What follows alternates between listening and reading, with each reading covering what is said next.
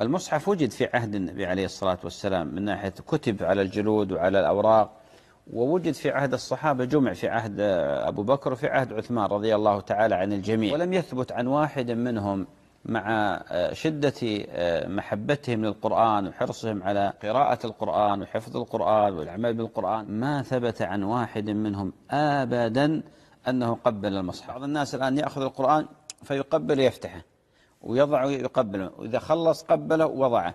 هذا يحتاج إلى دليل، لأن هذه عبادة. ما عندنا دليل لا من قرآن ولا من سنة ولا من عمل من يعتد بقوله، أيضا تصرفاته بعد قول المعصوم عليه الصلاة والسلام كالصحابة الكرام رضي الله عنهم.